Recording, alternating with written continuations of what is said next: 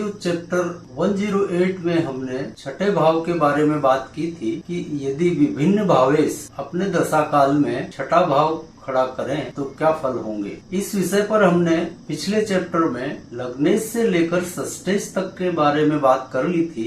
आइए अब आज इससे आगे की बात करते हैं। आज सबसे पहले तो हम सप्तमेश से लेकर द्वादशेश तक दिए जाने वाले फलों के बारे में बात करेंगे। उसके बाद में आप लोगों द्वारा कुछ बहुत महत्वपूर्ण सवाल पूछे गए हैं, उनकी भी चर्चा करेंगे। अब यहाँ छठे भाव के बारे में बात चल रही है तो कुछ इस विषय में थोड़ी सी बात कर लेते हैं। छठे भाव या षष्ठेश की दशा को इतना भयभीत करने वाला क्यों बताया गया है, जबकि हमने पिछले ही चैप्टर में देखा था कि सारे ही भावेश एक जैसा अच्छा या बुरा फल नहीं देते हैं, उनकी स्थिति के अनुसार फल बदल जाता है। वास्तविकता में आप देखेंगे तो काल पुरुष की कुंडली पर ध्यान दीजिए, वहाँ पर छठे भाव का स्वामी राहु होता है। यदि कन्या राशि को आप राहु की राशि मानते हैं तो छठे भाव का स्वामी काल पुरुष की कुंडली में राहु होता है और राहु को तथाकथित रूप से सदैव ही निकृष्ट फल देने वाला और मलेच्छ जाति का और पता नहीं क्या क्या कहा गया।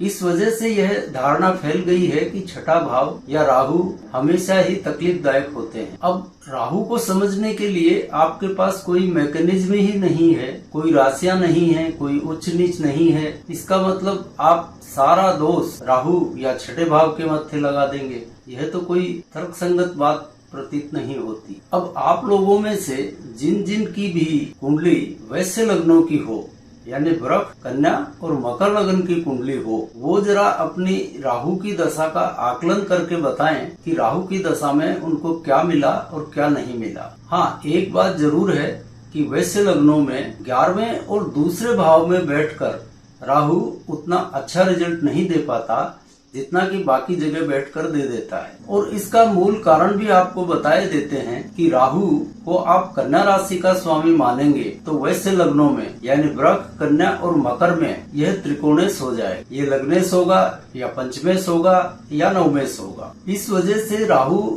इन लग्नों में बहुत बढ़िया फल दे जाते हैं। अब एक राहु का नियम है कि वह जिस भाव में बैठते हैं उसकी हानि करते हैं, तो बदले में वहाँ जो राशि स्थित होती है उसको बढ़ा भी तो देते हैं।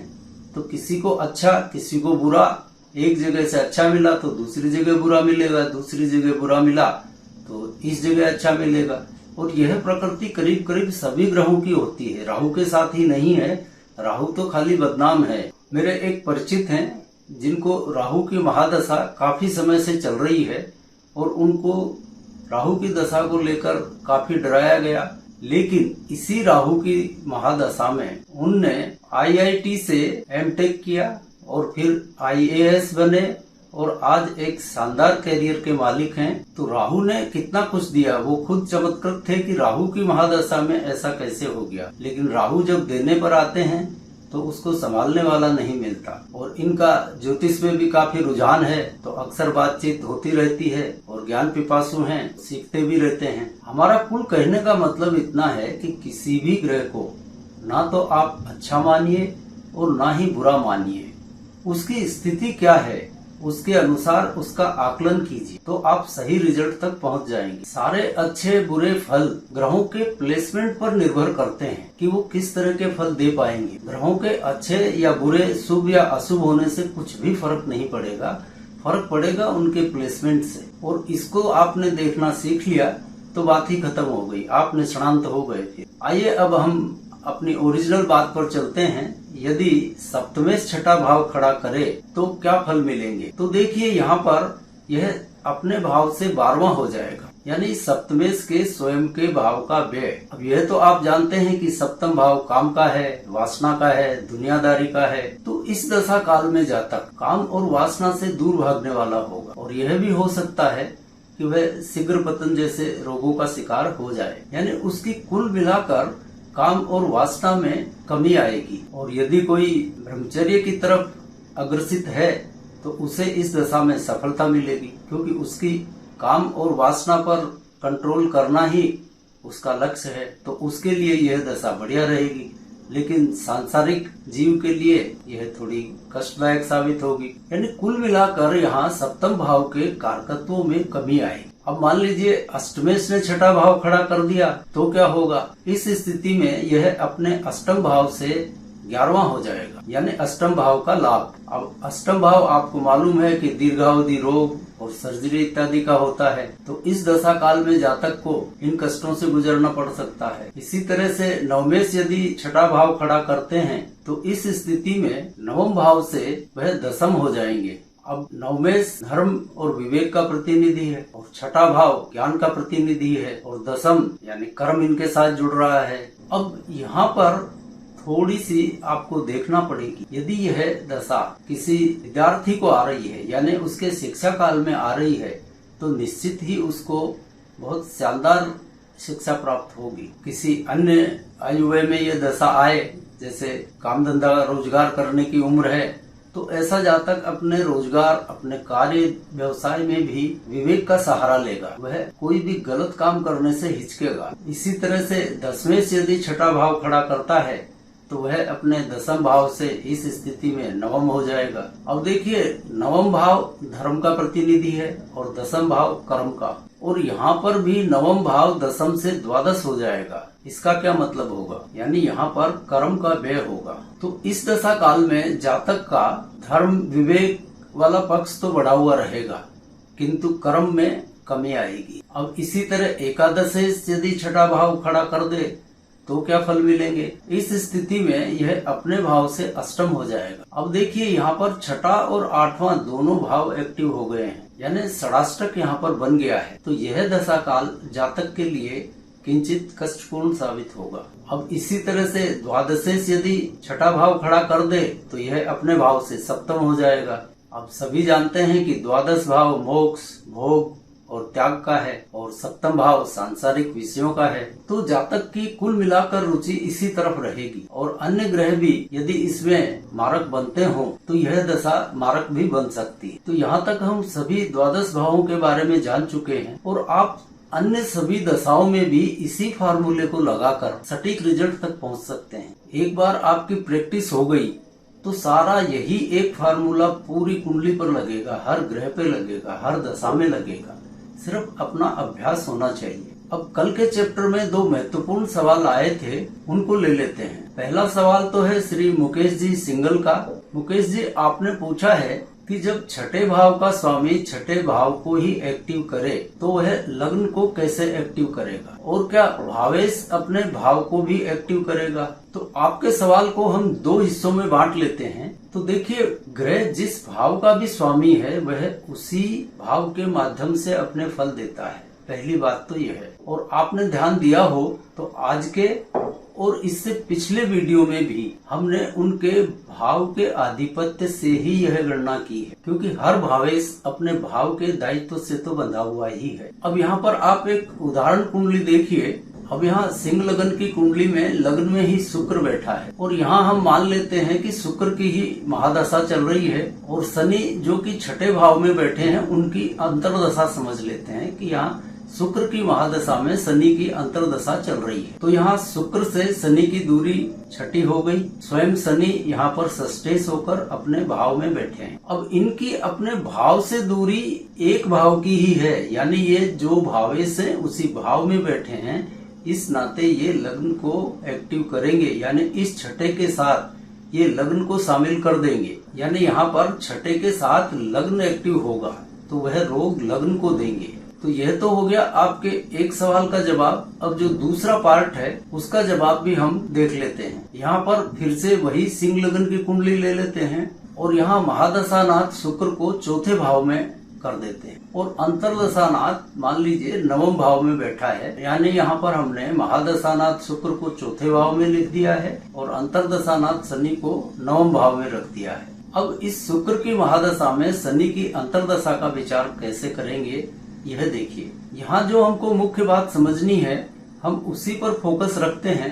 यहाँ इनकी उच्च नीच और दूसरे भावों को सबको छोड़ देते हैं। जो मुकेश जी ने सवाल पूछा है उसी का उत्तर ढूंढ लेते हैं। अब यहाँ पर महादशानाथ शुक्र से अंतरदशानाथ शनि छठे भाव की दूरी पर बैठे हैं तो यह छठा भाव एक्टिव होगा। अब शनि यहाँ पर आप देखिए स्वयं षष्ठेश हैं और छठे भाव का पूरा दायित्व इन पर है, इसलिए वो यहाँ पर लग्न के ही फल देंगे, क्योंकि महादशानाथ से अंतरदशानाथ ने छठा भाव खड़ा किया है और स्वयं षष्ठेश है, यानी दोनों छठे भाव खड़े हुए हैं, इसलिए वो छठा भाव लग्न ही बनेगा। और इसी तरह मान लीजिए तृतीयेश ने तीसरा भाव खड़ा कर दिया, ऐसी स्थिति आ गई, वहां पर भी लग्न ही खड़ा होगा, उसमें लग्न शामिल हो जाएगा। इसे मोटे तौर पर यूं समझ लीजिए कि जो भी भावेश महादशानाथ से जो भाव खड़ा करता है, यदि वह स्वयं उस भाव का आधिपत्य भी रखता है तो वहाँ उस भाव के फलों में वह लग्न को शामिल कर लेगा। मोटे तौर पे यह समझ लीजिए आप, और आशा करता हूँ कि यह बात सभी की समझ में आ गई होगी। बहुत साधारण सी बात है, सिर्फ कैलकुलेशन करके दिमाग में फिट कर लेने की बात है, यह बहुत सिंपल है। अब आज का दूसरा सवाल ले लेते हैं श्री लक्ष्मी नारायण जी पारिक का। आपने पहले भी एक दो बार यह सवाल पूछा है और किसी कारणवश समय नहीं मिलने की वजह से इसको शामिल नहीं कर सके थे, तो आज आपके सवाल को भी यहाँ शामिल कर लेते हैं। आपने मुख्य तौर पर यह पूछा है कि किसी ग्रह की महादशा शुरू हुई, उसमें पहली अंतरदशा उसी ग्रह की आती है, तो क्या इतने लंबे काल तक वही ग्रह फल देता रहेगा, अच्छे या बुरे जो भी हो, यानी एक जैसे ही फल मिलेंगे। अब इस बारे में एक सत्य बात तो यह है कि महादशानाथ और अंतरदशानाथ जब एक ही होते हैं तो यह ऐसी स्थिति हो गई कि देश का राष्ट्रपति और प्रधानमंत्री एक ही व्यक्ति हो और सारी सत्ता उसी के पास में आ गई। तो देखिए, जिस तरह हमारे संविधान ने हमारे किसी भी सत्ताधीश या अधिकार प्राप्त व्यक्ति के ऊपर संविधान रूपी अंकुश लगा रखा है, ठीक उसी तरह प्रकृति ने भी ग्रहों को क्या किसी को भी निरंकुश नहीं छोड़ा है। अब आप देखिए, मनुष्य ने विज्ञान के क्षेत्र में कितनी उन्नति कर ली है, वो चांद और मंगल पे जा पहुंचा है, लेकिन फिर भी प्रकृति के रहस्य बरकरार हैं। चाहे मनुष्य सूर्य तक भी पहुंच जाए, हालांकि असंभव है, जल जाएगा, पर कल को कोई ऐसी टेक्नोलॉजी आ जाए वो सूर्य पर भी पहुंच जाए तो रहस्य और ज्यादा बढ़ते जाएंगे। प्रकृति कभी किसी को इतना स्वच्छंद नहीं कर सकती कि वह उस पर पार पा ले। अब यहाँ पर एक उदाहरण कुंडली ले लेते हैं। यह वही सिंह लगन की कुंडली है जो मुकेश जी के सवाल के जवाब में ली थी। इसमें फर्क सिर्फ इतना कर दिया है कि शनि की जगह केतु को बैठा दिया है। हम अपनी बात आपको इस उदाहरण कुंडली से समझा रहे हैं कि कैसे आपको दशाओं में फल देखने हैं। और अब मान लेते हैं कि शुक्र की ही महादशा शुरू हुई है और उसमें शुक्र की ही अंतरदशा चल रही है, और जहाँ तक मैं समझ पाया हूँ आपका सवाल भी एग्जैक्टली यही है। इस स्थिति में आप शुक्र से पहले जिस ग्रह की महादशा समाप्त हुई है उस ग्रह से शुक्र की दूरी देखिए। जैसे इस उदाहरण कुंडली में शुक्र की महादशा से पहले केतु की महादशा समाप्त हुई है, तो यहाँ केतु से शुक्र तक की दूरी देखनी है। अब यहाँ पर हम देख पा रहे हैं कि केतु से शुक्र की दूरी अष्टम भाव की है, यानी केतु नवम भाव में है, शुक्र चौथे भाव में है। तो पिछले महादशानाथ केतु से नए महादशानाथ शुक्र की दूरी